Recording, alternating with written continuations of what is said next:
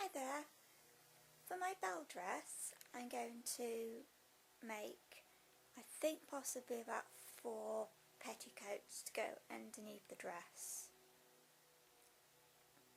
What I'm using is, I've got my old Disney Giselle petticoat out here, just to give you an idea of what we'll be doing, except it won't have these ruffly strips on it. I'm just going to make 4 full neck petticoats to make the dress flounce out.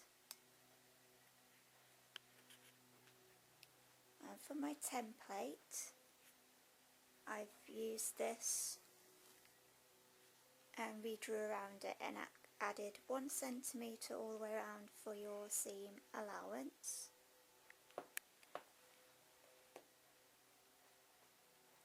So this is the idea that we're going to go along with. Over here on the table I've already cut out my pieces. This will be around the front, a seam there, a seam there, and then these will be my back opening, like so, and I've had to cut another one out as well, so you've got 2 looking exactly the same, and one will be your lining.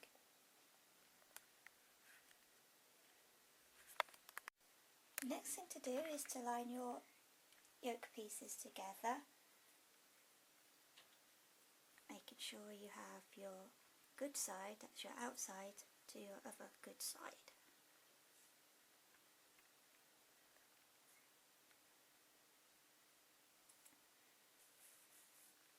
So that's your seam on the outside on the under piece. Lay your other piece on top, so your seam is, inside seam is standing up. And then I'll have to sew all the way along the top only, just to join those together.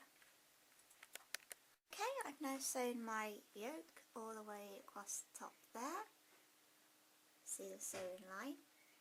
I've also gone down the side as well, and the same for the other side, like so. Next thing to do is to get your scissors and clip into the corners. Don't clip the sewing line, because otherwise all your stitches will come undone. You clip the corners on curves to help your garment what's the word? Curve more easily, that's it, that's the word. Okay, I've now clipped it into my corners, like so. Careful that you don't actually cut on the seam where your flaps are. And to create less bulk at the corners here, we've cut diagonally down there, and the same on the other side at the top.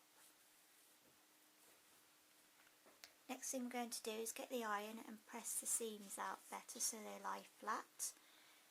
And then we're going to turn it the right way out and give it a good press with the iron. Okay, the next thing you're going to need is lots and lots and lots of bridle nets. Now you don't want a net that's too soft and you don't want one that's too hard. So I went for a nice bridling tool in, I think it was white, but it might be ivory. Anyway, next thing you do is cut strips. Well, for mine, because of my measurements, they had to be 34 centimetres from the top to the bottom. So that's how wide my strips are, and I've just cut lots and lots and lots and lots and lots of it. Probably way more than I needed, but it's better to have more than less. Sorry about the cockatiel in the background, he's making a racket.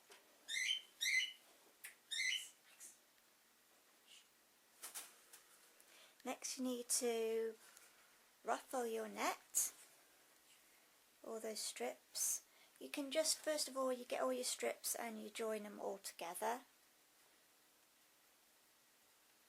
after you just put them through the machine using a ruffling foot.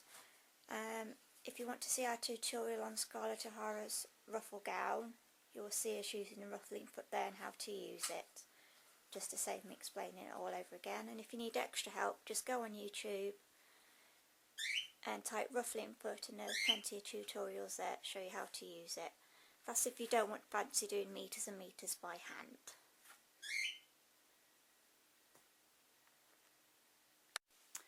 Okay, carrying on from our yoke, we're now going to put several layers of petticoat onto the yoke, and what we decided to do was get quite a stiff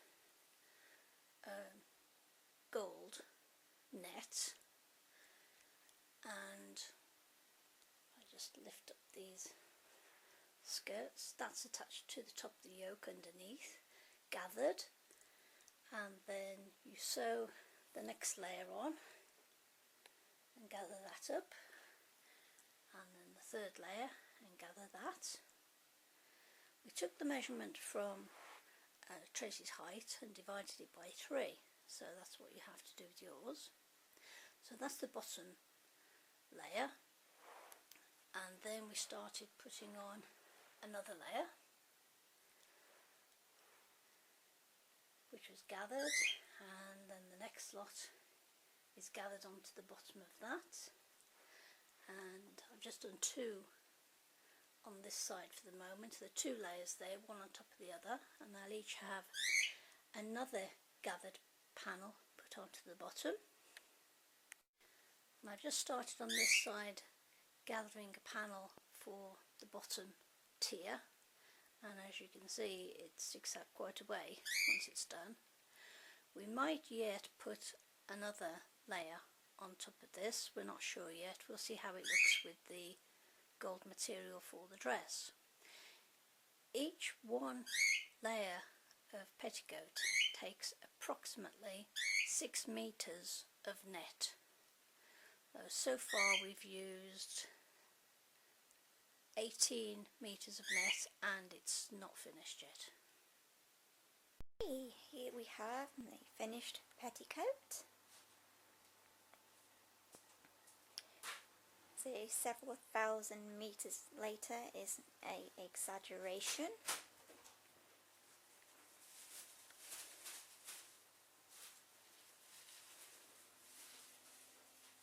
And then we have the middle yoke where we started. I was initially going to do the 4 layers, but in the end we've decided to settle on 3 for now.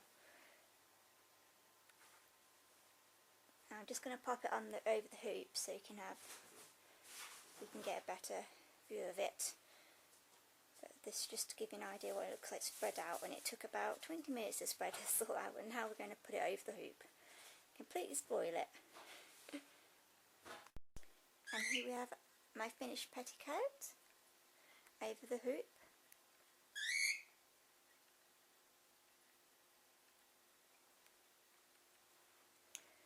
We're going to just stick to the 3 layers for now.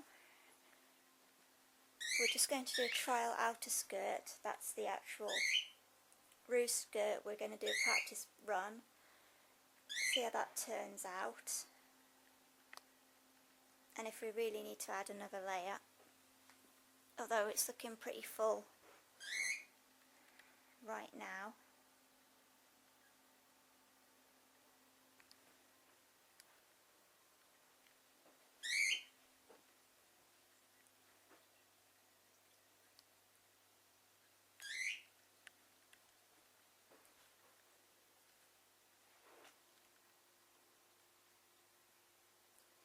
I'm not really sure why, but the front seems to be sticking out more than the back. I'm not really sure why that is. But anyway, if it works out alright after the trial skirt, then I'm not going to worry about it too much. Because all this is basically to do is just to add fullness underneath. And a bit more fluffiness, if you like to call it. Okay everyone, this is the finished petticoat. It has got 3 layers and each layer has 3 tiers, as Tracy is trying to demonstrate. Underneath is a really stiff gold one, followed by 2 layers of stiff net. Now she's gone and messed it up. Yep. If you give me a slow turn please.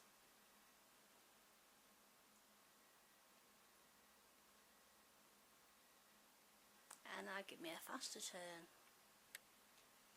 Let's see that petticoat swirl. Off you go.